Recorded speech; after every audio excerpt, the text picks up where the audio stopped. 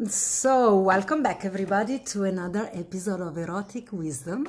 And today, the Laboratory of Love, it's in Barrydale, in the border of the Karoo Desert in South Africa. And I'm in the fabulous home, really fascinating wonderment, just your house, Shane. I'm in the home of Shane. Yes. Thank you for receiving me today, Shane. Hey, so good to see you again. Again. Wonderful. As always, a delight to see you, Mrs. Love.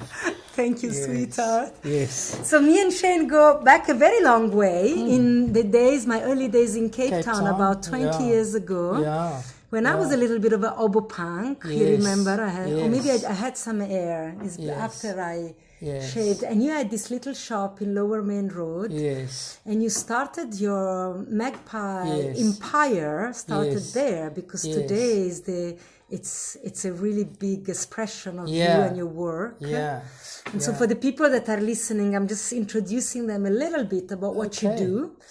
And magpie is this bird that Yes. collect Yes. a Yes. piece of Objects from Object. all over. Yeah. So and make nest and make little home. make nest and yeah when we met, you know, some 20 plus odd years ago, we'd started, my partner Scott and I had started Magpie, and we were living just in observatory, and Magpie was a little sideline, really. It was a project that we had decided to do.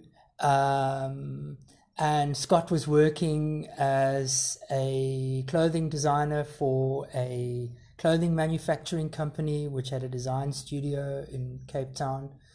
And I was working for Sweat, the sex worker True. organization in Cape Town, which I'd co-founded with Ilse Poe, who's a clinical psychologist. And we'd... yeah, it was like I decided that I needed to exit Sweat. You know, I think that when you work in a grassroots movement, you need to work it and go with it. And, you know, you need to find your place in a movement, I guess.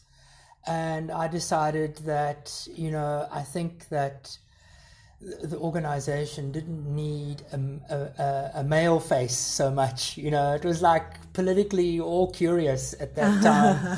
But I think not that the voice of male sex workers isn't necessary, but it was just that I felt I needed to leave and explore other possibilities and options in my life. And I then went and worked and did some research work. And it was at that point that Scott got fired from his design studio and called me up at work at this clinic where I was working at and said, guess what, I've been fired. And I said, well, best to get your ass into Magpie, because, you know, now's our chance for you to really fill that space instead of it being like a hobby and a sideline thing. And yeah, we originally had Magpie on the corner of Lower Main and Trill Road, there next to Elaine's Curry Bistro. And we were there for a couple years, and then we moved down to 69 Lower Main Road in Observatory, where it was primarily Scott working in the studio space at the time. And then we came across Sean Daniel, who's a fine artist, painter, who was living right above the Magpie. So it was very soon that Sean and his partner Richard became integrated into Magpie.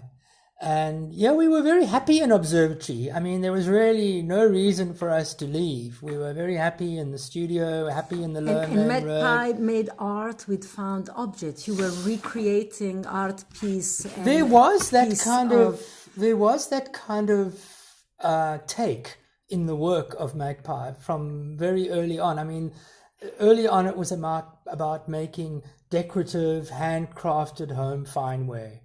And we'd been called the Magpies through some crazy little article in the House and Leisure. And they'd featured our house in Observatory, and they described us as being the Magpies. So we thought, hey, that's a pretty That's a cool nice name name. because it describes our process, of picking up disparate, shiny objects, sometimes mixing it into an organic nest of like wild colors and a whole composition of something really crazy.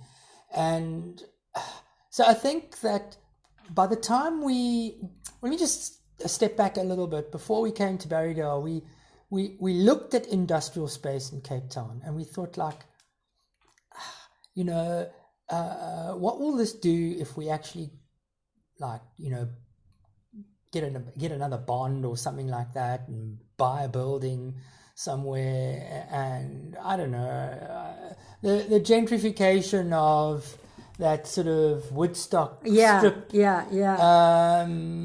leaves me with lots of ethical quandaries. And I mean, gentrification is one thing, development is another, so I don't know about what's been going on there. It's all lovely and wah, but a lot of working class people have been forced out of places and spaces, all around the world. And so we were very grateful, actually, when this building, this old farmers co-op in Barrydale, became available, and we were able to buy it. And we thought originally that it would be a space that we could use. You can see here in the basement, it's a double-story building that we're in. The upstairs space was the retail space of the farmers co-op, and that's flush with the main road.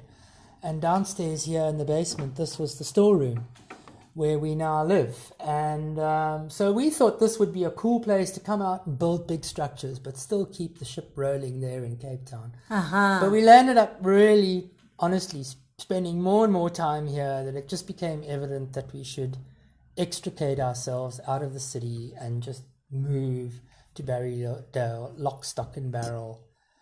And that was also kind of like speeded up by me wanting, not coping very well with an HIV diagnosis. I mean, even though I'd worked professionally as a social worker in different organizations, working in HIV, when it happens to you, there's a whole different set of feelings and emotions that come down. And I'm very grateful to my husband, Scott, and my friends, Sean and Richard, because they played a huge role in helping me assimilate and feel okay, and, the support as an individual person, and moving out into a different environment from your comfort zone of observatory into Barrydale was, it was good that we could do it as a team. Yeah, beautiful support. So, in those days it was more scary than now, because very scary. Now there is much more care and less people die for this. But we never had we never had an ARV program in place. Yeah. And I mean, I know of a lot of people who were able to live with HIV without being positive, without being on ARV treatment. And sure, that happens. But for the most part, we all need to go on to treatment very quickly. And, I've been positive now for about 20 years. So, I think I could feel myself going down, I mean, I sort of lasted like about 9 years without treatment, but thankfully we could get that through the state health system. So, but that's been another journey in itself. But it plays itself out in our work process, because there's a very strong empathy in the collective towards LGBTI issues around exclusion, HIV, because one of the members is positive. And I guess, when you're an art studio and you like find yourself in this little farm village, you sort of think, well, how do I begin to interact with this community? Where do I fit in? Where do we fit in as a collective? And because here we were, coming out to the Clay and Karoo, a bunch of queens, to produce chandeliers, for rich people. I mean, hello. I mean, how crazy is that? I mean, I have to say, it sounded very courageous. Yeah, but I mean, shortly after we moved here, we had to get our asses into gear and get onto the internet proper, and get a website. This was in the days before social media was a thing, so we weren't Facebooking and Instagramming. We were just like really grateful to get a website up, and we were like sitting over here, like hoping that people out there in the universe of cyber were picking up our website. And which they did. Yes. Which was like really crazy, because this website that we created was using free shareware off the internet, and I think you played a role in helping us find that. It was like Moonfruit. Really? I remember. So to this day, yes, we still use SiteMaker software for all of our social projects. Each project has got its own website, and SiteMaker. Fantastic. So I'm so glad I always say I play the role, that I'm part of your wonderment. Absolutely. I mean, because I just want to mention for the people that are listening and they don't know what you do, but I mean, you make big size. I mean, your main piece is chandelier and light fitting, and the chandelier look like diamond and gold and rubies. And then when you look closer, it's all recycled plastic and wire and buttons and like a magpie. And for me, this is really the wonderment of the eyes of the artist. When I came today to do this interview with you, I was really thinking, wow, the eyes of the artist that can see such potential, creative and aesthetic beauty in plastic, in object that individually they means nothing, but when you arrange them together, it's really a symphony of, it's glorious, it's so beautiful. I always, when I come to your gallery, my mouth drop open, and every detail, it's a journey to look at the refinement and the creativity. I keep thinking, how did you think that? Then you make birds and you arrange them in a way, and then we look is metal and plastic, but when you just glance at them, it's real bird flying. And so for me, this is really, you have this touch of magic in seeing in the invisible, in the potential of life object, and then creating this exquisite object. And so your chandelier became the big piece that you start exporting, It's our sort of like core item, for want of a better word. If you think of magpie these days, people pretty much think of the chandelier. The chandeliers, the plastic chandelier. And then you've got the white one, the colorful one, the black one, really gothic. I mean, it's always been my dream. When I'm going to have my big house, I'll have to have a magpie chandelier in the lounge. Cool. Well, I want to say that, as magpies evolved and grown over the years, our roles became very distinct. And, Richard handles more of the administrative aspects and the logistics of getting a chandelier from Barrydale to Amsterdam, say, for example. My role is really a verbal thing. I'm the marketing, I'm the face, I'm in the gallery, I'm the person online. I'm involved in the social projects. And this is what I was saying to you earlier on, is about finding a place for oneself in a community. Literally a couple years in us being here went by, and we built a Christmas tree for the village, and that's become a regular installation that we do every year for the town. And it's essentially to thank all of the recyclers that live in the village and bring us all of the plastic and all of the metal and all of the bits and pieces that we use in the studio to create the objects. Amazing. So it's really organic process of the whole town. Of the whole town.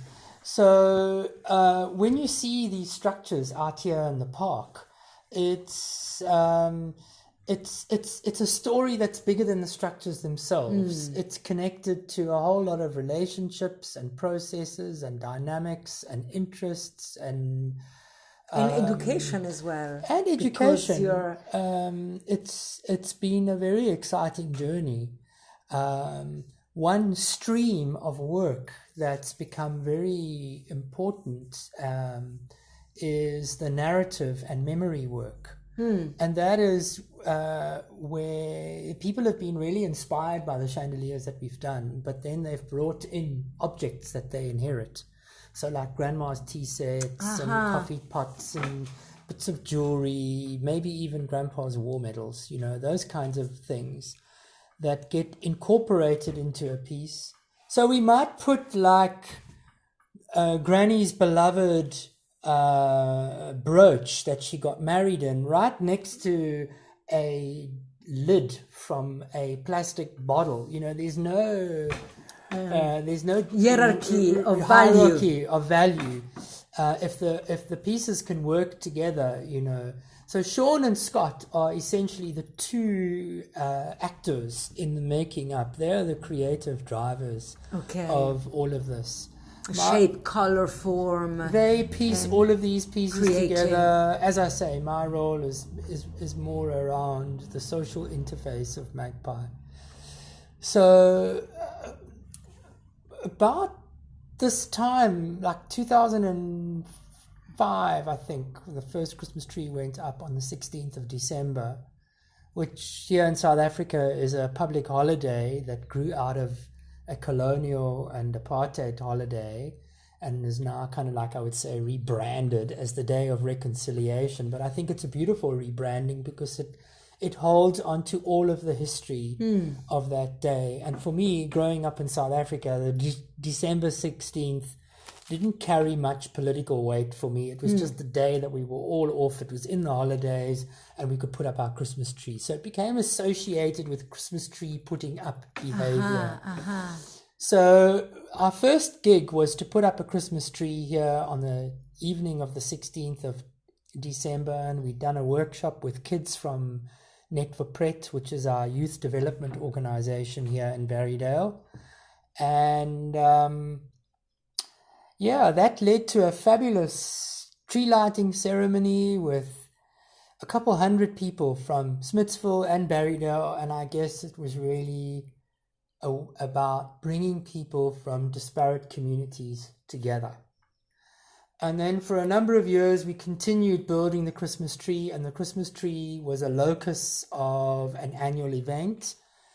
And then about 11 years ago, the Handspring Puppet Trust got involved, and they, for 7 years, injected puppet making workshops into our Net for Pret youth program. And our December the 16th event became huge with puppets and kids and show and Christmas tree, and it was a logistical nightmare. Hundreds of people, too much. So we split the event. We had Christmas tree on the one night and parade on the other. Okay. So close on or around about the 16th of December every year, we have these two pivotal events. And from a marketing perspective, it was a bit of a thing. I had like two things to punt out, parade. And then about 5 years ago, it hit on me that we needed to create an open art studio phenomenon around this time. So we created BAM, B-A-M, which is our annual art festival in Barrydale. And it is 3 days of open art studios. So in the village. What does BAM stand for? Barrydale Art Meander. Meander. Yes. So you can go on the Art Meander. We can give you a map. We can give you the website, barrydaleartmeander.com. And you can go on there and you can see all the studios that are punctuated because it's full of around artists, Barrydale, actually. Lots of artists. There are painters and people doing photography. There are people doing sculpting and pottery and weaving. There's a whole artisanal community evolving and developing here in Barrydale. So ordinarily, most of these little studios are kind of like locked away in people's homes. And we thought, well, one thing we could do is create a map with all the artists on there and ask them at the time of the Christmas tree and the parade, over those surrounding days, because there's usually 3 days that surround the two events, that they would be open from 10 until 4 in the morning. And we piloted this idea about 4 years ago, and it was a roaring success. And 4 in the morning? You mean open in the night? we piloted it 4 years ago. No, but you say they open from 10 from 10 in the morning until 4 in the afternoon. Yeah. Okay. No, I thought for a moment it was an overnight things. That okay. So if people come into town, they can come either for the Christmas tree or the parade, or they can come for it all, or the people are just coming even just for open art studios because it's a destination away from a bigger city and it's a lovely, peaceful town. I guess people love going into the countryside. But what's new is this last December now of 2019, we piloted the opening of 3 other art meanders in Swellendam, Seabrook, and in Montague. Wow, and you're a real art activist. So what actually happened is over BAM, December 13th to the 16th this last year, we had open art studios here in Barrydale, and we had simultaneous open art studios in Seabrook, Swellendam, and in Montague. And we found key coordinators for each area, and they are now basically running their own stuff. I mean, I'm still involved, but the idea is to sort of activate what is what it really wasn't a brainer. I mean, it was like, here people would come here to Barrydale and they'd say, "Yay, we're here for the Christmas tree. What do I do?" Yeah. And I'd say, "Well, go around and visit. Oh no, can't you just describe?" So instead of just describing, we basically gave people a formula, a map. Yeah. And there Beautiful. it is. And these are all the artists that are willing to participate. So it's beautiful. It feels like you're an inseminator, of our artistic expression in community that otherwise cook under the sun and not much else really happen. Like here we are on very extreme heat condition. It's not that you hang out in the street. It's too hot. For me, my kind of political motivation, and it's linked to my spirituality, it's linked to a whole lot of complex impulses. For me, how I thought in my head, how could we come out here into a community where there is wealth and there is privilege, but there's also poverty and there's also extreme poverty? How could we be here making things for rich people and not think that we had to do something? Because we're not really employers, Magpie. We're not employing people. We stimulate activities and stuff like that. We're not trying to create employer-employee hierarchies. Yeah, because it's the same slave mentality. You're not uplifting, you're not diffusing creativity, the ability to think creatively. That's what you're doing. You're seeing the possibility, you see what happened, and bang, the creative mind kick in. And that's how you teach them, people to use the inspiration to create social interaction. Absolutely. So I make it my business to be involved in a lot of community organizations in the village. And I do it intentionally because I feel compelled from an inner compulsion, I would guess, to be involved. I'm involved in the health committee of the clinic because I'm interested in health and human rights. Yeah, I was going to ask you how your work with Sweat was the sex worker and your art. if they still interlinked somehow here, that you are in Barrydale, if you're still involved with sex worker or I know who's working here in Barrydale. they come for consultation and support. But I mean, people's lives change, and you might move from one identity into another, for political reasons, because you are advocating around a particular area, and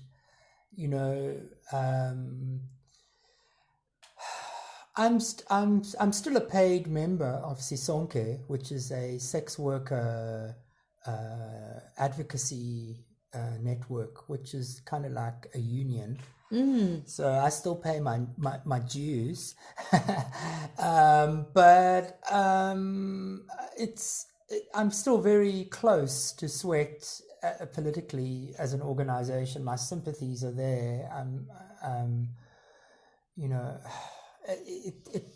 How do sex and art meet each other? What you mentioned just now, this is all the expression of your spiritual expression. And I see art, community work, and sexuality. How do you see them? What is your spiritual expression? What is your spiritual view? Who, me? Yeah. It's hard for me to label myself anymore. Maybe when I was much younger, I was a seminarian and I was studying to be a minister of religion. You did. It would have been very easy for me to label myself in a particular way. So spirituality came early in your life. When were you studying to be a minister? In your 20s? Oh, yeah. I left school. I went straight into seminary. Yeah. Wow. So... and then what happened? Well, I came out, and... Out of the monastery, or you I went out as a gay man? Because... Out of the closet. Because I came dashing out the closet. And I think that the kind of religious framework that I was functioning in was very homophobic, and I kind of needed a place. And then I still continued with the theological education, but at another institution. And I then thought, I need help. I need to find a place, and I couldn't find a shul, I couldn't find a mosque, I couldn't find a temple where I would fit in. I felt kind of really queer and alienated from. It's like if I was a Catholic woman, I would be so angry and enraged. You know what I mean? It's just patriarchal religion is just not my thing. Yeah. And I found... But also for men, it's not just being women. It's about being also a sensitive man that wants to love, and I think also that has been taken away from men, that the freedom of loving each other also.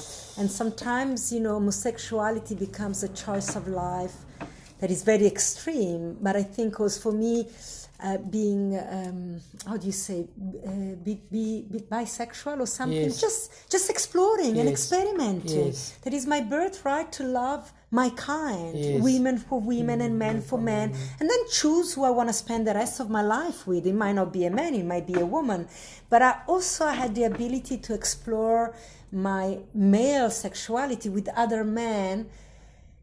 I feel for me what I am now in my life is it's our birthright and is healthy development of humankind. And then I can choose who I want to be. It's got nothing to do with the exploration of my sexuality. But I feel in Christian patriarchy, men were also demanded to be in a certain way, very dry, very linear, that their sexuality also couldn't be explored. Yeah. And in that, where women maybe had it a little bit more relaxed because it's more accepted that women are tender with each other, if socially accepted. But men never accepted that man can be tender with each other. Man needs to be hard and very dry with each other, Blind you, they hold hand or they cry on each other's shoulder. Yeah. I have a great concern for the state of the gay male world. I'm not talking about trans. I'm not talking about lesbians. I'm not talking about women. I'm talking particularly about gay men as men who have sex with men who love other men. I'm worried about the drug abuse. I'm worried about the violence that I see portrayed in our pornographic world. Yeah. I think it's gone beyond something. I think that fantasy is one thing, but when people are acting out these fantasies which people are finding in the public domain, I think that sometimes things are just there's no space for loving. Yeah. Everybody wants to experience the next thrill, the next thing. The hard, strong experience. Yes. Oh, I've always fantasized about this, so I need to go and get that. And at the expense of a relationship. I'm not, this is by no means a judgment. I don't believe in monogamy. I think it's a very dangerous construct. Yes. Like, where do you draw the line, And I don't want to But I agree with you, and I think in a lot of the sexual exploration there is, we search for deep intimacy and understanding who we are, and our sexuality can be a tremendous tool of exploration, but sometimes becomes a tool of disconnection and abuse of self. Instead of finding self, I end up really abusing self in search for the next thrill and the next possibility and the hard experience, because I feel when we being avoided of just accepting that we could experience in a variety of ways when we don't have that, then we need to search for this as a reaction. And then often the sexual journey becomes reactive to the Christian picture of monogamy and safe sex and missionary pose, and becomes so in reaction extreme on the other way, and we're missing the middle path, the path of the heart, the path of caring, the path of sweet intimacy with other human being. By no means am I saying that people shouldn't play BDSM games or facilitate one another's sexual fantasies. Absolutely I'm not saying. Yeah. I'm just saying that I think that sometimes there are many, many people who are living in situations of vulnerability, that they then find themselves in situations where they're so desperate to appease, so desperate to be loved, that people allow themselves to go beyond their normal boundaries. Totally. In a way that's actually leaves you, the person, feeling really shit about yourself and your sexuality. And I think it's a fine line, between I think it's between exploring and abandoning myself. Yes. For my desperation of being included and accepted. Yes.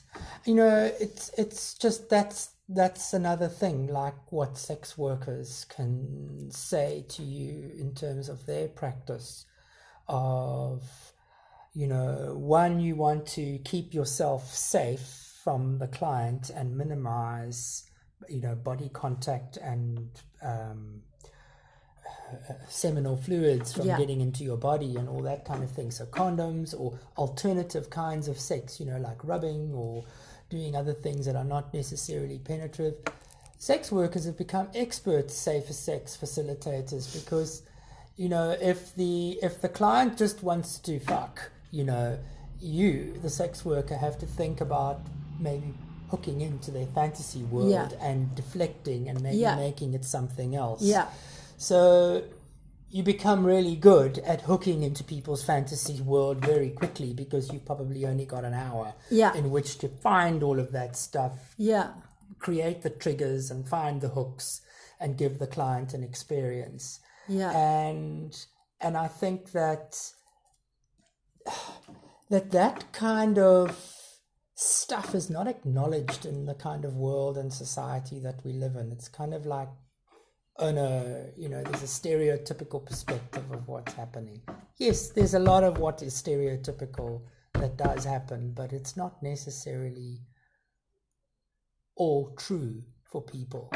Yeah, and when I hear you talking, I think, sex worker becomes more powerful than therapist and more creative in the way to express and live their sexuality, that it's a tremendous gift to give to a human being that a therapist would never give you, because they just get you to talk. So I'm totally with you. I think, sex workers are the artists of... And what we've done in the current milieu is we've criminalized the art of sex work. And because we basically live in a sexually hysterical world globally. Terrified of sex. We live under global sexual hysteria and moral panic. Yeah. And this is why people can't have these comfortable conversations with one another about their own complexity of being a sex worker, being a business person, being a person of faith, being a husband, being a father, all these roles which people live out. And because we live in the sexually hysterical world, I think that makes fetish extreme. So we fetishize and obsess with all of these intense things, and it just feeds into the paranoia and the hysteria, and there's no allowance for people to be whole human beings and to say, this is the fullness of me and who I am, and this is how I function in the world that I live in. And, for me, personally, it's been a life journey of a coming together and a pulling together of all those seemingly disparate parts of a spiritual self, of a sexual self, and yes, maybe I'm not a painter, maybe I'm not a sculptor, but I can engage in the world of art and the world of creativity, the world of artisan, the world of design, craft, through these kinds of skills. And I think that takes time. You have to find your way. And I want to ask you this question that I often ask on this podcast. Do you remember, or would you like to share, if you remember your first experience of erotic awakening in your body as a human being incarnated in a body that feels and has desire, an experience where your eroticism also became the tool of a spiritual awakening, perhaps, or my full human awakening, or the realization of what it means to be alive in a body that is more than just being horny. You know what I'm saying? I don't think that journey for me can be placed into one single event.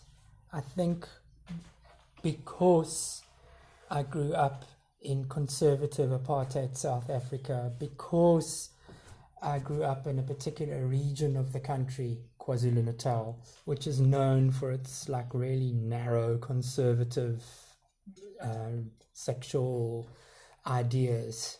You wouldn't say so the way they go on there, but anyway, and no one can say that nothing goes on there, because it does. But I think that when you grow up in this culture of sexual hysteria, the culture of Scope magazine that was covered up with stars, really, that the power of one religious denomination could hold sway over the rest of us, over our rational minds for so long, is just enrages me still to this day. But anyway, lest we should forgive and forget, I guess. But I mean, Scope for me particularly represented a particular headspace around middle class magazine buying South African men. You know, that's where they were at. And you know, it just shows you that by the time we got into the 90s and South Africa was experiencing another kind of sexual revolution, because you could bring porn into the country or you could buy it in a sex shop, you know, and some conservative cat looking tunny could be behind the counter at the sex shop, was also another thing for me to wrap my head around, you know. Your auntie. Yeah, there was like, you know, who are these people that were opening up sex shops, you know, because there was a lot of hysteria around, particularly in small towns, you know, when sex shops opened up, people were really thinking that it would lead to the breakdown in the moral fiber of society. I think what it's done is it's actually just opened up people's minds and got us to think about sex and sexuality in a different kind of way, and, you know, start the process of educating people. You know, I've often been like surprised at the naivety of people, you know, when they talk about sex. And you know, as I said to you, at one stage in my life I was working in a human sexuality counseling center, and this is pre-sweat, and people used to come in for STD screening and HIV testing and counseling and all gender and you know, identity issues and stuff. And it was like really fascinating when you like broke down, like when somebody would say, I need to come and get an HIV test, and you'd say, why? Because they'd say, oh, because I did this. And then you would like interrogate the situation and say, well, what did you actually do? Because there are specific routes of transmission. I was often surprised at the level of hysteria, even in gay guys coming in, where maybe there was just like mutual masturbation, you know, like hardly a risk at that time of the epidemic, you know, like even knowing that the person would still go through with a test because their fear was that they would have gotten HIV from mutual masturbation. Yeah. So for me, it's like I'm constantly amazed. Even like straight couples who want to like fall pregnant, and like when you like say, well, so like why are you going to a fertility specialist? Oh no, because then it's like, what kind of sex are you actually having? And then when they really tell you, you think, no wonder you're not falling pregnant. You're not lying in the proper way. You're not holding your body to hold the sperm in, you know. Or they're like having sex and rushing off to the bathroom and cleaning themselves out because they're hysterical about germs and dirt and semen is dirt. So people have got all these crazy paranoias that they hold on to, and I think that is, you know, sort of acts out in a kind of pathological way. Is the hysteria, that's how we can't find ourselves, because that's where we find in sex, where we find our connect. For me, in my spiritual journeys, where I found God, where I talk to God, where I need the presence of another to dissolve my being. I know who I really am. And so in that sense, everything is sacred. Sweat and saliva, the body of another, you know, there is, you know, I encounter the same sometimes when I do session with people. And so in words, in my spiritual environment, we love the world. We love the earth, Pachamama, everything is sacred. And then someone would walk in my session room and freak out if I haven't changed the bed sheet. And maybe the person before, we just sat on the bed, nothing is like we sat. Oh no, hygiene. Well, then you're intrinsically saying that another human being is disgusting, it's harmful, harmful. Yeah. It's terrifying you. Yes. But in theory, you love the world. Yeah. You are a spiritual, Yeah. the yogi especially, Yeah. how they're stressing with hygiene on the yoga mat for contamination. We meant to contaminate each other. That's why we work as community. We are human beings coming together to contaminate. Yes. See how you contaminate the community with your art project. And therefore, with my sweat and blood too, we meant to integrate each other. And I'm not saying this in a sense that we should all go and spread our disease. And it's not that, but it's also to start to receive each other as human beings for the gift we bring and not just for the fear we have around each other. So sex can become the greatest glue to bond people or the greatest fear, where all your dark side can project onto the other. And as you say, even married couple, they're so disgusted about each other, that here they are married, saying that they love each other, they want kids, but they can't be in the same room when they having a poo, or because it's disgust. There are some quality of the humanity that is so disgusting, and then no wonder you can't have children, because you're not really truly embrace this meeting, this marriage. Yeah, and then the hysteria of humanity. You have to, when people talk about hotties and desirable people, and they want to be with this person because they're hot and whatever, and then there's ordinary Joe Soap who's out there who could turn out to be a really fabulous lover and whatever, and doesn't subscribe to all of that kind of commercial representation of the self. Is alienated in our society because we've got these body scripts that we have to either adhere to ourselves or we attach them to other people. So just to go back to your earlier question about was there one singular experience, like masturbation on my own as a kid was a very fearful thing. The first time I orgasmed and saw the cum in my hands, I thought, oh my God, I'm going to die, And I was too scared to say anything to my parents because that would expose me at some level. So I said goodnight to everyone that evening, but I was really glad to wake up the next morning. But I had another hard on, and the cum kept on coming. As it does. So, we have shames around these kinds of things, and then, you have your first experience with somebody that maybe is not so nice, so it creates a feeling in you, and then you go on life again and you have another feeling, another experience with another person that's actually quite nice, but it's not necessarily fucking. These are all like maybe kissing somebody or getting off with somebody, as they used to say, and then you might find expression in other sexual or sort of quasi like sexual encounters with people, and then hey, maybe you find somebody in all of this and you settle down, but maybe that's not real or right for everybody. Everybody, I feel, needs to determine their own lifestyle and pattern. So for me, it wasn't like a neat thing, like, oh, that was the experience that I really got it, like God and horniness and hotness and being sexy all came together at that one moment. No. Bits and pieces of it were experienced with different people.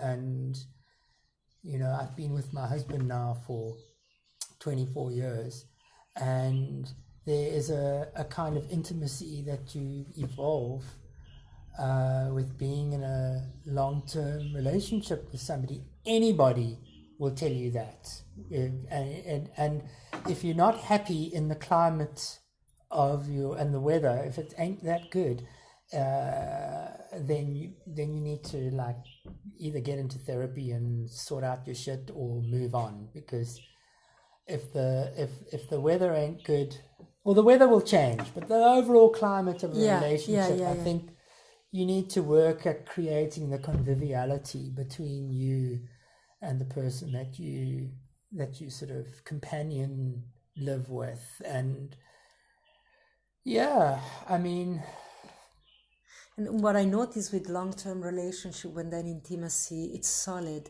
then that couple is able to offer so much to the world. And I see also in your work with the community, sometimes when couple are in crisis, they suck energy. No one can be around them because there is this struggle of fighting themselves.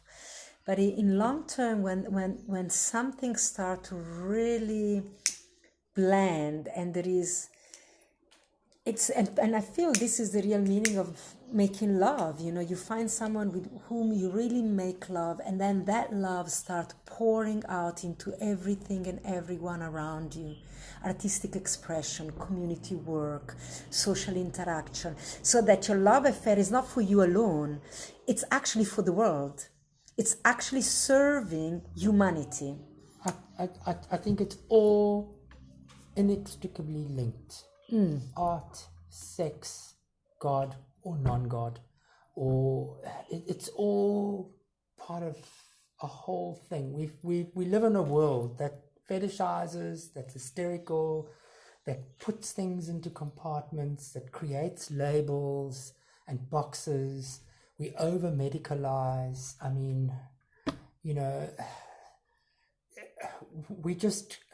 I even have a problem with the word LGBTQI. Oh yeah, it is just the whole alphabet. It is like I can't pronounce it. I can't pronounce it. What are we saying to the world that we cannot even produce a pronounceable word to describe? And to make the human experience simple. Now it's so articulated and so it has to be politically correct and protecting of everybody. If you use the wrong word in the wrong place, everybody is offended. Yes. Everybody is offended. Let me tell you, my darling Mrs. Love, if I was offended by the patriarchy as it is, if I was offended by everything that people say to me, I think I would have been dead a long time ago. Yeah. And this thing of offense, it's this kind of bourgeois, petty, middle class hysteria that everybody is got to be up to scale on gender. Everybody's got to be up to speed on the latest sort of feminist ideology that's been reconfigured to a new situation. We can't. It's impossible. How about if somebody walks into the room and they look like a he, and you say he or whatever, and the person says, no, I want to be seen as she, that they become incredibly offended. And I just sort of think, how many times people say the most repulsive things to me as a gay man, and I would lose them if everything was about being defensive. Yes, we have to find a language and a space to be able to have those kinds of conversations without knocking somebody apart and saying that they are wrong. Yeah, and also I think everybody must take responsibility for the choices they make. If I had to be offended every time they tell me I'm Spanish, when I'm Italian, every time they call me with the wrong name, I'm an Italian living in a foreign country, people will mix up my name. Yeah. It's not for me to be offended, it's to understand that they're busy, they're confused, I'm a foreigner, So if someone presents a new way of being human, some people will miss that. And it's not for them to be offended, but to be very steady inside of themselves. And as my friend once told me, offense is taken, not given. I can't offend you unless you take offense. So it shows you are not steady inside your choices. I'm steady inside my choices. People mix my name, my nationality. I'm a little woman. They call me the little Italian girl. When they refer to me, I could be so offended. A little Italian woman. What you talking about? I'm not little. I am little. I'm short. So people call me with the truth. So if someone call you he, it means you look like a he.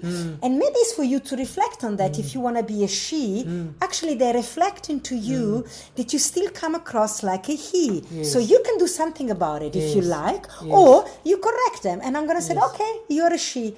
But, they're reflecting what they see. I come across as a short Italian lady, and I can fight that as much as I want. But that's who I am. So I can also really integrate that with myself. Yeah. And then it's not an offense. Yeah. It's the truth. I mean, I've got my name, Shane. Okay, like there's a lot of girls who are called Shane and a lot of boys who are called Shane. My mother named me after a cowboy hero from a book that she read. And, you know, I kind of like wonder to what extent in my life I'm a bit of a cowboy. But nonetheless, Shane is this kind of gender neutral name in the modern world. So like every time I'm on the phone to a call center operator, 99.9% of the time, they ma'am me. Oh, really? Yes. Ma'am? Ma'am. Just today I upgraded my phone on Vodacom, and the person behind the voice ma'amed me the whole way through. And you know, when I was younger, I was very conscious of it, that maybe I was sounding like a queen or that I was sounding like a girl, and I would think, oh, maybe I'm like the first time I heard my voice on a tape recorder, I thought, oh, that's what's wrong with me. I'm a girl trapped in a boy's body. So I fretted about that, and then there was a Scope article about a man who transitioned into a woman, and I was like really curious about that. And for a long time, I secretly thought that maybe I was like transgender because I feel such affinity to women. I feel like, you know, I feel like I hear a woman. I don't like what men do. You know, that sort of war and rugby bloodletting is not my scene. You know? But you then kind of like grow into yourself, I think.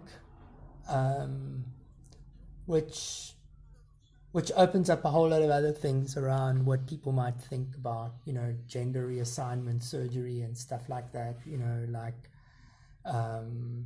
you know, there's criticism in the UK, for instance, around teenagers being afforded gender reassignment surgery. Yeah, I'm also feeling quite uneasy in my body when I hear that. And hey, you know, I know that this will be a topic that will get people into hot water, but I think we need to go gashly on our bodies. Gashly is a Zulu word, means go gently, go nicely, go gently with our bodies.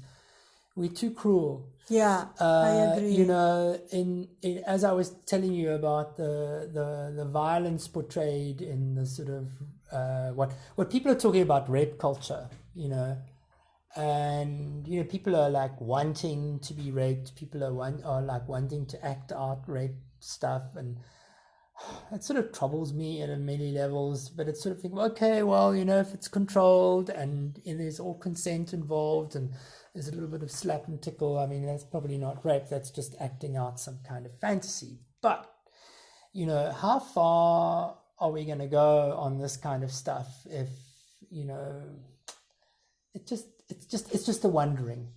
Yes, yeah, and now you say we hard, and I feel, you know, the rape piece is because we are so contrived and locked, yes, that we need to be almost violated so we are allowed to feel. Yes. It's like in medieval times, the monks were whipping Yes. themselves. So here in the modern days, people are also like whipping themselves, and I'm wondering, to harm the body in such a way, cool, that's consent and all that kind of thing, but then sometimes people are allowing themselves to be abused in these situations because they're so desperate to be affirmed, because we live in this very anti-sex. It's not a sex-positive culture. No, it's the shadow. It's the shadow of being ravished, and the shadow is being raped. Yes. Being taken with juice and Yes. love and passion and scratch your back. Yes. And instead of being raped and whipped and yes, humiliated, hated. and we don't know how to ravish ourselves because there is no space for that. So just touching on how the artwork and how Magpie's process plays into that, I think what I've seen is what Scott and Sean do physically by taking these disparate objects and turning them into things that are beautiful. It's kind of like a metaphor for many Yeah. people's experiences of sex and sexuality. It's broken, it's disparate, and it takes time to compose come that beautiful composition. And yeah, more recently, the recycling work has also evolved into memory work, where people bring family heirlooms and Yeah. those get brought Yeah. in. So there's a reconfiguring of memory, which that's stuff I'm finding very, very interesting. Yeah, in the discussions. it's like the with pieces people. that are dismembered, they Yes, come together into a new body, into a new body. and expression. That's really beautiful. That's why it's so fascinating for me, because when I look at the object, I see the final picture, which is totally seductive, and then I go and I look at all the pieces and I notice the broken, the abandoned. Okay. So yeah, this new body of work created by the little lost pieces, and that's the fascinating wonderment of being a human in the planet for me. That also out of, like even when you tell me about your journey and and where you are right now, it feels your life. It's actually the artwork. So a couple years ago, I thought I wanted to do something academic. So I enrolled in a master's program at Lancaster University, and wrote up a dissertation on Quakers and sex work. Because you asked me earlier on, how do I frame my spirituality? And for years, it's been like a very difficult thing for me to say, I am a this. So the closest thing I can kind of like say that I am is because I'm a Quaker, So, And what's a Quaker? Quakerism is a religious ideology that is rooted in conflict, because historically, it was a religious perspective that grew out of the 1650 Civil War in the United Kingdom. And it was the time of Cromwell, the beheading of Charles I, and just a plethora of a whole world turned upside down that led to a whole manifestation of different kinds of religious groups. And the Quakers grew out of that. Anti-patriarchal, anti-establishment kind of, and over 350 odd years it sort of evolved into a kind of religious ideology that for a number of years I felt very comfortable in framing myself as. I'm very drawn to the pacifist tradition that's strong within the Quaker movement. And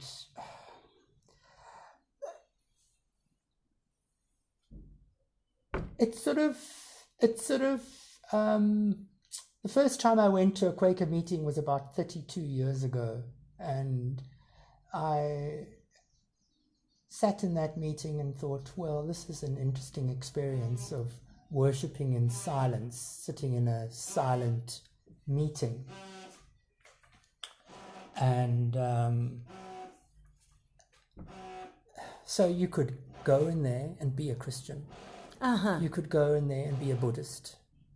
Beautiful. You could go in there and be a non-theist and just enjoy the experience of being in a quiet space, in a simple structure, with a very simple theological underpinning.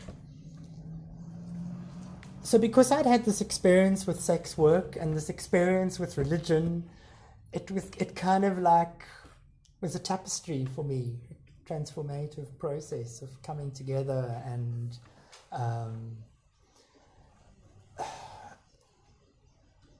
asking my own religious community, okay, at the end of the day, what do you really think about this phenomenon? And also framing prostitution as sex work. How would you respond to this? So there was a broad range of opinion, and I wrote it up, and I'm thinking of doing something around that area academically in the near future.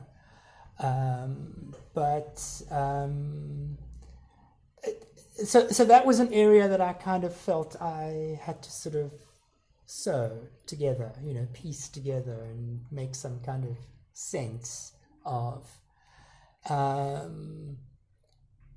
I'm of this radical opinion that I think that you can be a sex worker and a person of faith. Absolutely. And, all of these very complex things. And the true artist of life. And when it comes to Magpie, I think that there's something that speaks about transformation in all of this. And I've kind of thought that maybe this is kind of like about a theme, that what we do professionally in our business lives as an art studio producing artwork is we transform seemingly disparate objects into something else, something that's desirable. Yeah. Something that is beautiful, Yeah. something that adds value to people's lives. And also touches on some of the other messages that we pick up in the zeitgeist, our need to be kinder to the world, our need to do something to shift our economies to more circular economies where we're taking our waste and using it, giving it a second generation. So I think a lot of what we have been doing for a number of years is kind of part of a kind of stuff that we find in the zeitgeist, and it sort of manifests in this kind of way. Like that. So, yeah, living out here in a small farm community, in a little village like Barrydale. It's, as you say, it's the edge of the Klein Karoo.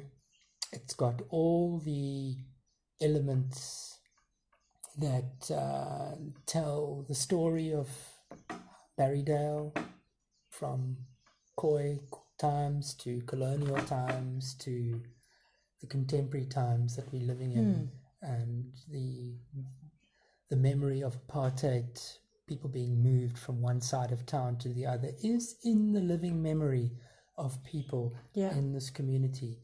And this is a community that is affected by poverty, violence, love,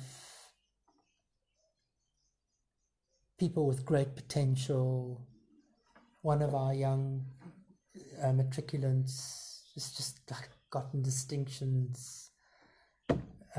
It's like proud.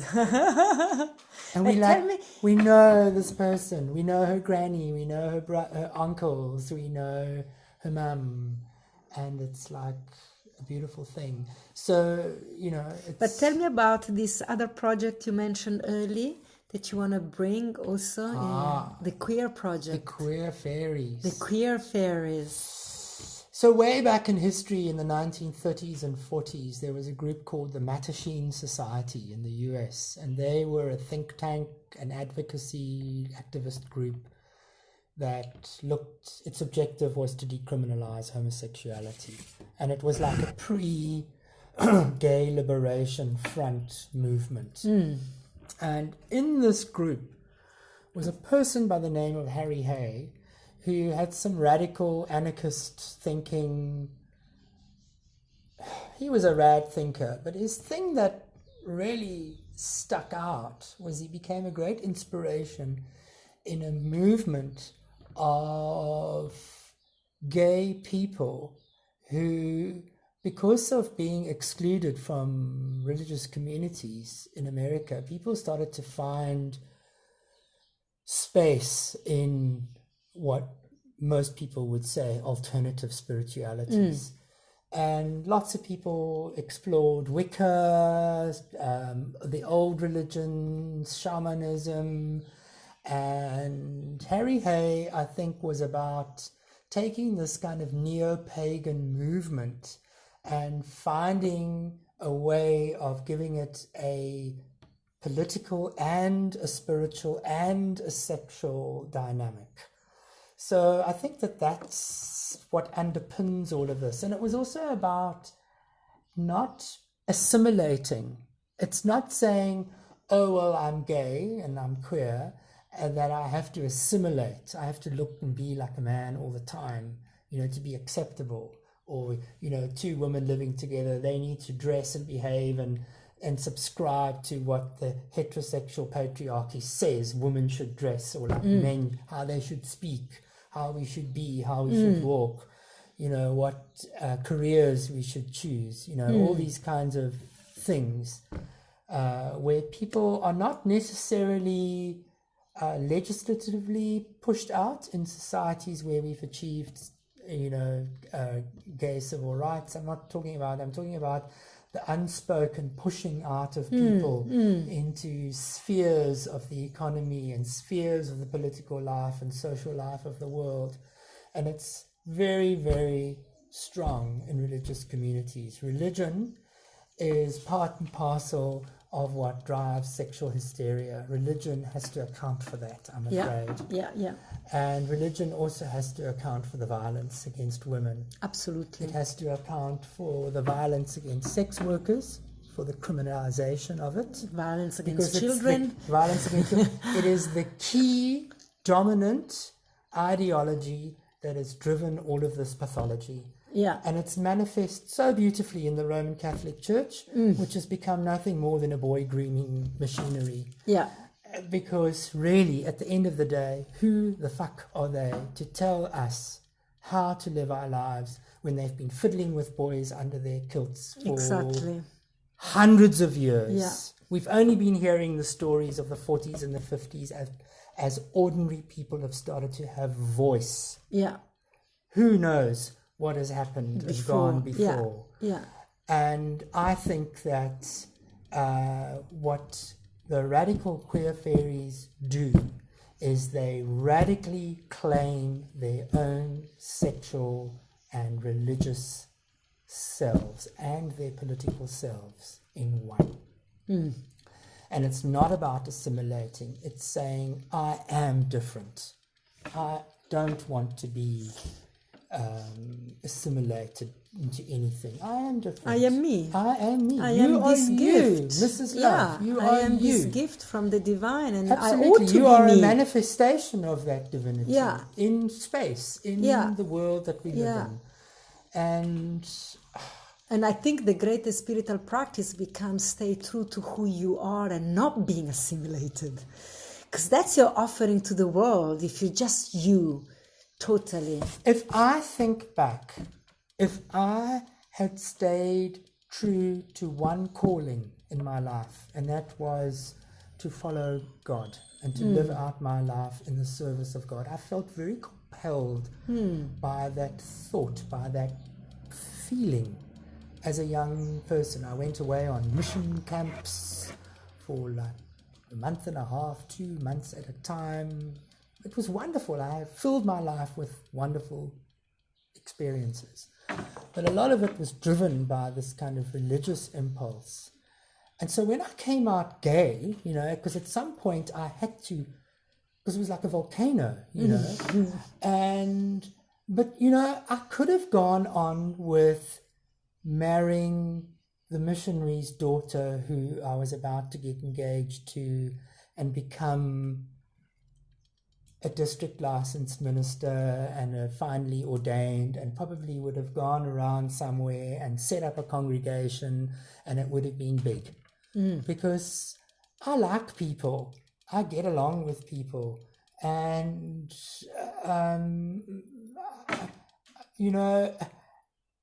about when I was doing my master's in Quaker studies, I thought to myself, instead of moaning that there is a Quaker meeting in Cape Town and thinking, oh, I'm so far away from my home meeting and I don't get a chance to go to meeting, instead of seeing myself as an isolated Quaker, why not just say, hey, let's start having meetings here in Barrydale?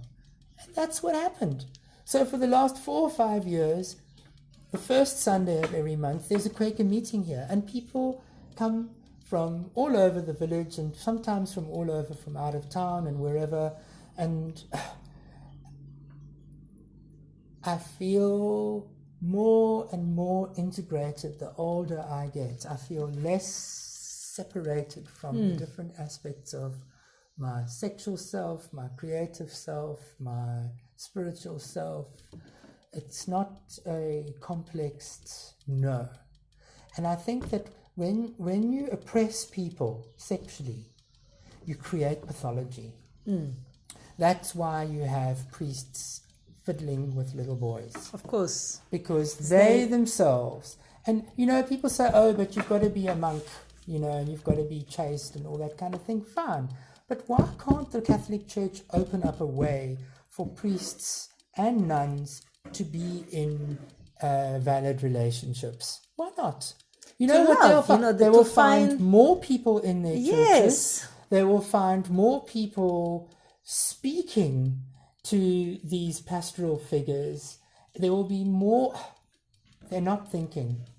Also, what they're thinking about is holding on to a barrage of superstition and hierarchy for which they hold their power. That's the point, it's political power, And so when you split sex and spirit, you have a population of confused and scared people that then you can control. And when spirit and sex are marrying each other in the body of a being, that's power, that's individuation. Absolutely. Then you're not afraid. Then you know who you are. Then you claim your rights. Then you don't go for war. Then you don't go and work as a slave. There is a lot of things that you'll start not doing. You're not going to spend so much money at the shopping mall because you are empowered. You know who you are. But when you split the sex and spirit, then there is this tremendous gap, is a vortex that sucks in and produces fear and disconnection. But tell me then about this gathering with Diverging, the queer, are they coming to Barrydale? The queer ferry. What's happened mostly in Northern Europe and North America, Australia, New Zealand, is a lot of gay people coming out, finding that they have no place in the church because they can't function in the church because they're excluded. I mean, you can be the organist in the church, that's okay, but we won't recognize your relation. But you can use your skill to help us worship, but we can't recognize your relationship. We can't allow you to dispense the communion, or dispense marriage, or like there is a limit to there's your a limit. spiritual. Oh, you can come and you can sit in the back pew. Yes, like another form of apartheid. Yes. Hello. So we are sick as gay people, queer people. We are sick of that. We really, really, really are. And people are finding solidarity in other manifestations they're creating denominations of their own. And I would say that the Radical and Queer Fairies is a kind of like a spiritual political movement that embraces a whole lot of these elements. So when you have like a gathering of fairies, they'll open the gathering with a special ritual, which will be performed by 1 or 2 or 3 people from within the group. So it's an attempt at egalitarianism within that grouping of people. And I find that very appealing. And it's not about saying to people, no, you can't do this, you shouldn't do this, you shouldn't do that. It's about, yes, you can do this. We can claim our own spiritual spaces. So for me, not sitting back and saying, oh, I'm separate from my Quaker community, so why not? So there's a community evolving here. Now some of my friends from the fairy movement have been having gatherings. People have been having gatherings all over the show for decades, probably about 40, 50 years, I would say, even more. And some groups of fairies have managed to purchase remote places like lodges and places like that where they go to, and they have retreats, and they'll do things like tantra and the sort practices of liberation, different sabbats and different ceremonies for different solstices and different seasons, and people will go, and some people will be clothed, some people will be naked. Some people will... Anyway, so they've had one global gathering in the US. They had another global gathering in the UK. And then there was a decision made at the last global gathering that they needed to do something in the global south. And like, where would you do that in the global south? You could do it in Australia physically, but Australia is very much of a Western country. Yeah. Where in South Africa, you know, that has the sort of legal framework that you couldn't do it in Uganda. You know, imagine 120 fairies from all over the world converging to a gathering and just outside of Kampala. You know, they would be macheted. Of course. Because that's the true story Yeah. of people in refugee camps all over Africa that have run away from places like that. They've been chased away by fellow villagers by machetes. Yeah. True's God. Yeah. That is That's how it is Africa. happening. Yeah. And so, you know, there was a recce done, and a representative of the organizing committee came out here, and people had gotten hold of me through a whole other series of, I guess, magical connections. Yeah, I once went to an HIV conference well, I've been to many HIV conferences, but one, I presented a paper on frontline work with male sex workers at a conference, AIDS conference in Switzerland in 1998. And I was like sitting with a whole bunch of people in a cafe type thing. And most of the people were like going to the AIDS conference. So everyone was foreigners and people were talking. And this researcher who was doing stuff in France said to me, "Hey, Shane, have you ever come across the queer fairies?" And I said, "Queer fairies?" He said, "I'm a queer fairy." And he said, "And so is my friend. And we want to know, have you ever..." I said, "I've never heard of it." So, I mean, it was my first... It's coming back now. I came back and, you know, and I've joined different radical queer groups and that online on social media and stuff like that. And, you know, you sort of land up talking to people here and there, but it sort of... Yeah, I mean, there was a South African fairy group on Facebook, and like you can't find it anymore, you know, it just like disappeared because people lost interest. So anyway, we've identified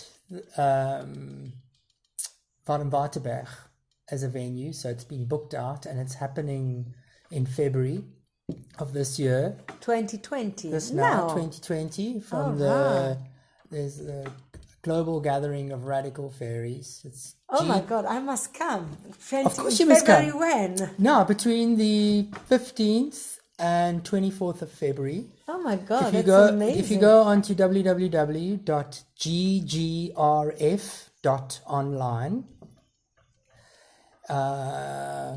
take a scout around the website. Global Gathering Radical Fairies. GGRF.online. Online. Yeah, go and have a look, and if it appeals to you and you want to come, Totally.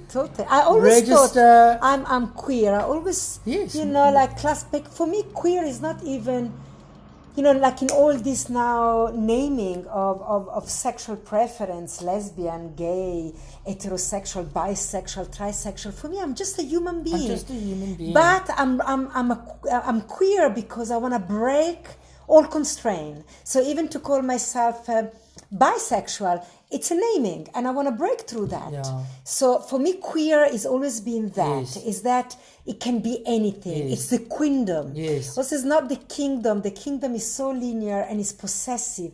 The queendom is spatial and is orgasmic.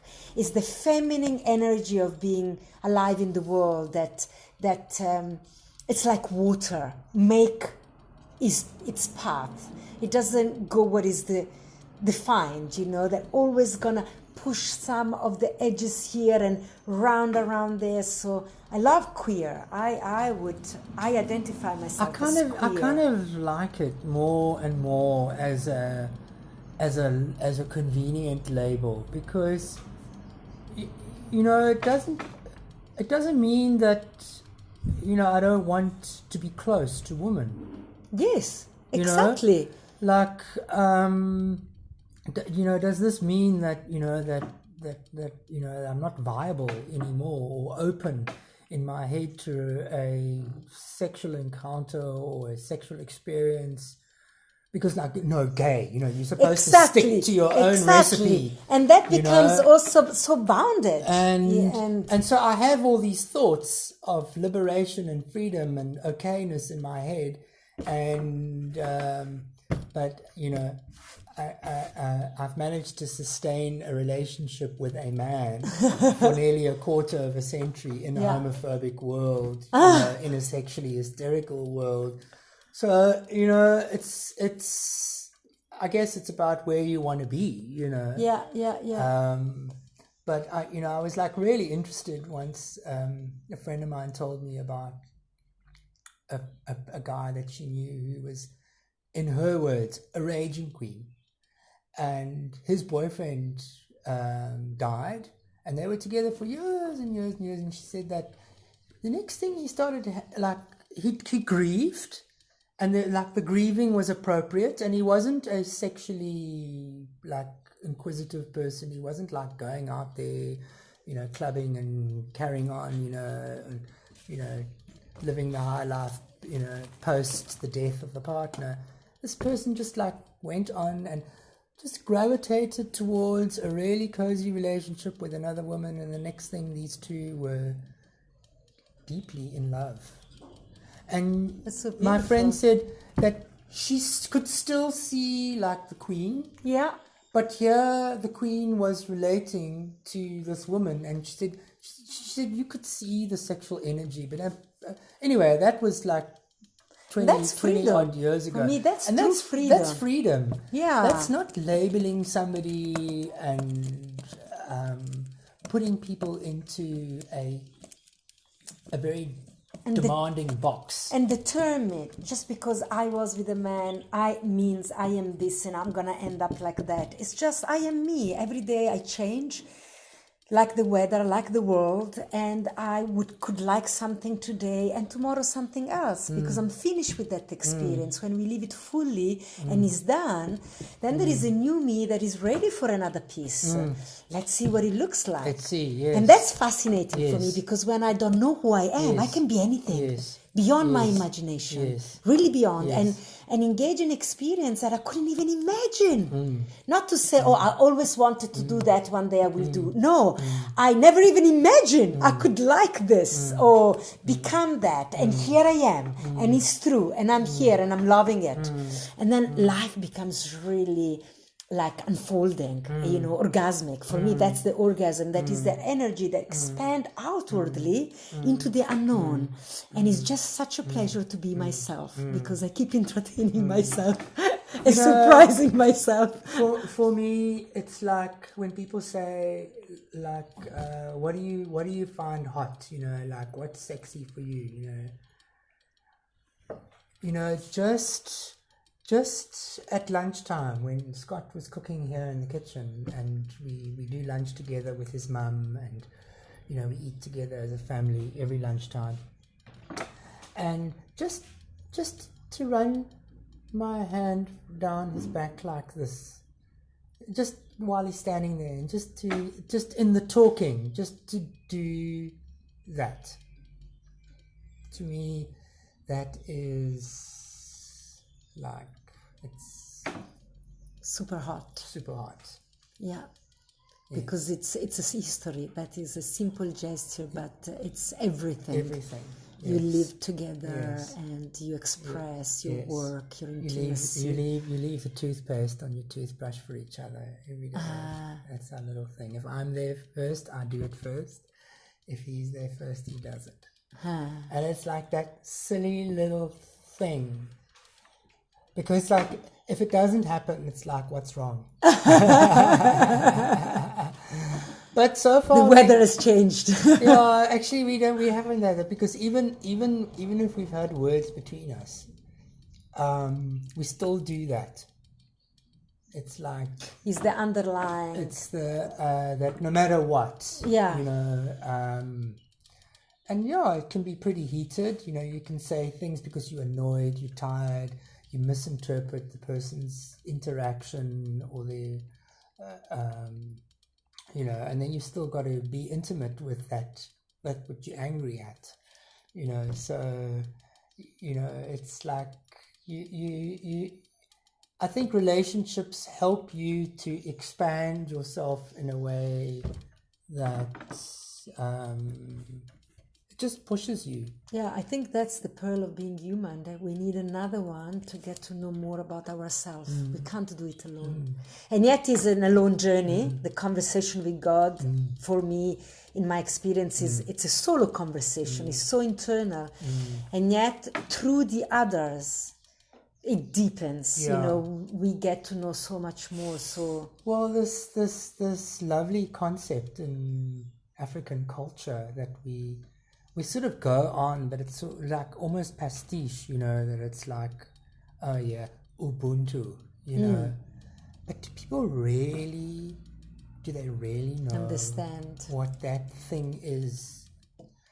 Ubuntu is about relationships with people and you only finding your true humanity in that relationship. Yeah. And there was an expression that I learned early in my Quaker journey, and it was one of the founders of the movement. His name was George Fox in the 1650s. When someone said to him, you know, like, what is it about life that you have to do? You know, asked him a question, and he said, well, basically all there is to life and living is that you need to answer that of God in every man. Now you can critique that and go, oh, he's speaking as a man, speaking about God in the masculine form, and he's not speaking about humanity, but it's about recognizing divinity in every person. And I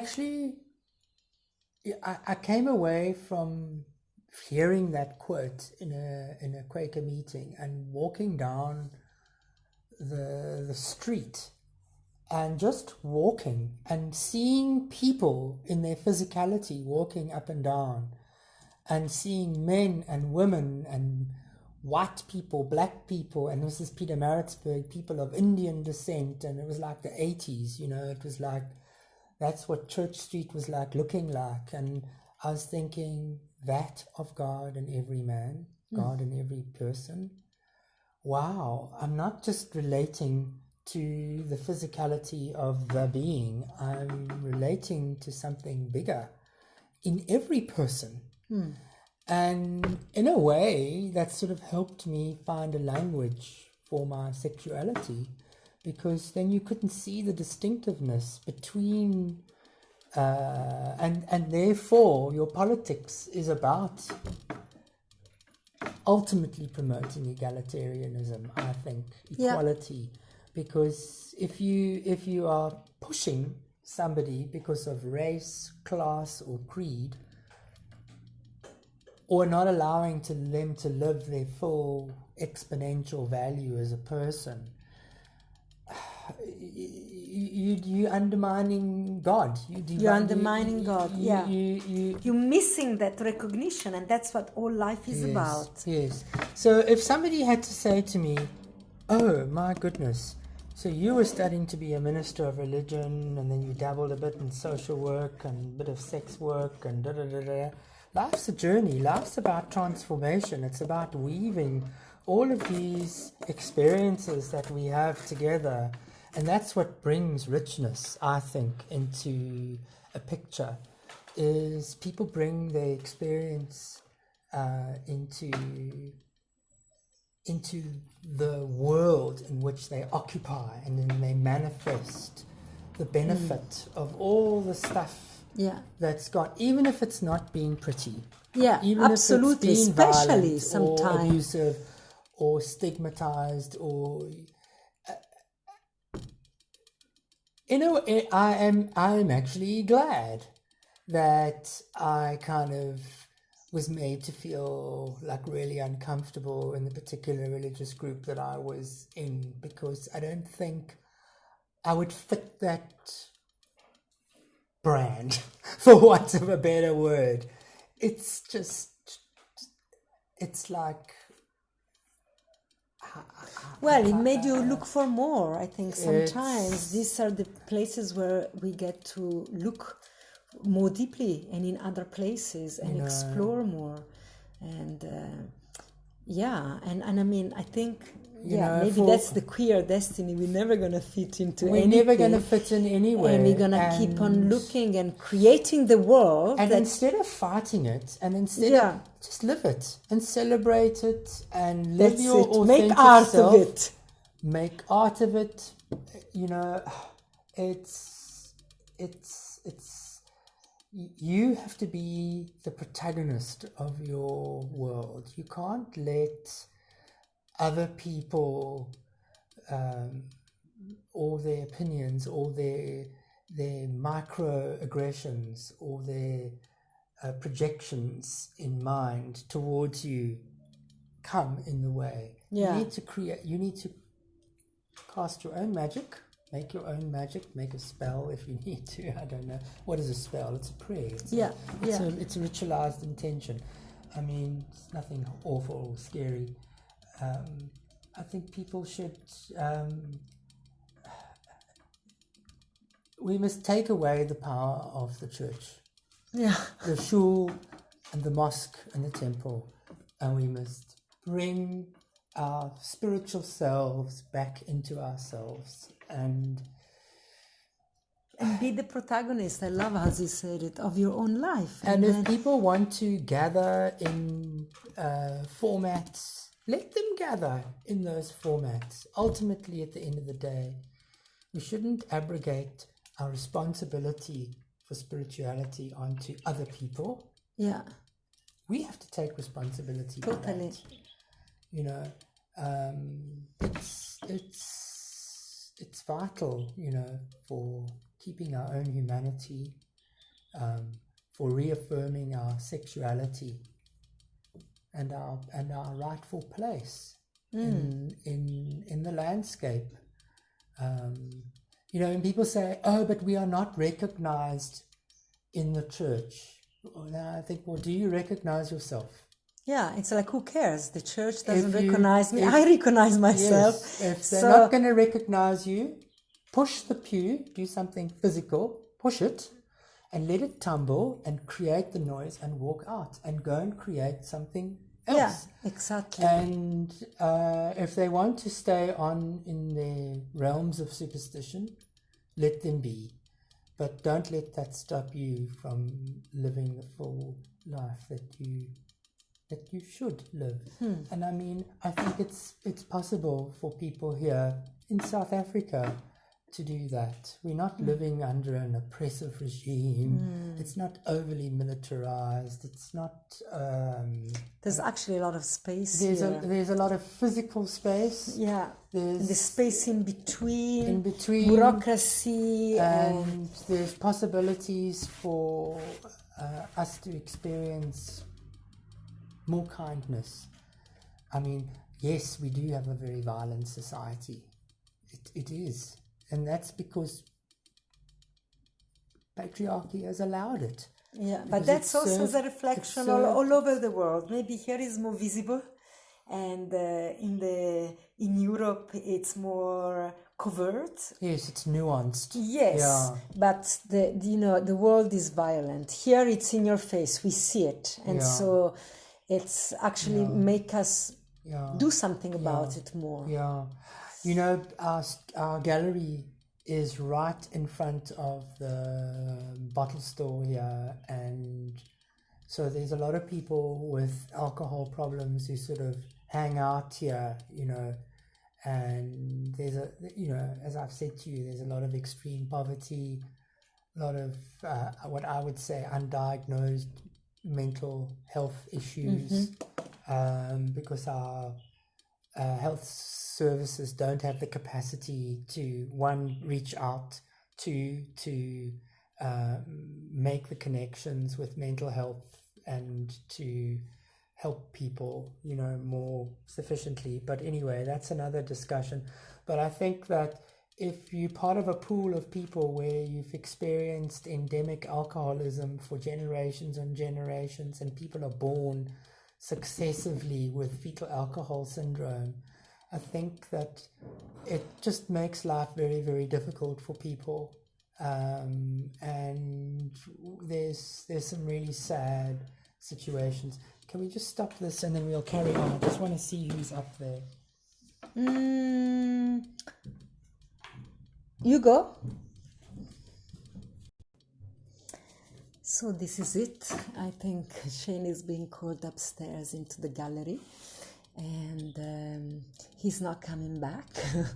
I'm still sitting in his wondrous apartment downstairs, full of eye candy, an emotional piece of junk turned into ecstatic art. And I'm gonna leave you here from this ecstatic wonderment of the joy of art that transforms life. And I'm gonna give you all the detail about the magpie in the description of this episode, so please do go and look up the magnificent chandelier that they're making. And I believe they just released a coffee table book. And and I'll find you in the next episode, next week's. Let's see who's showing up at the Laboratory of Love. Thank you for listening and being with me.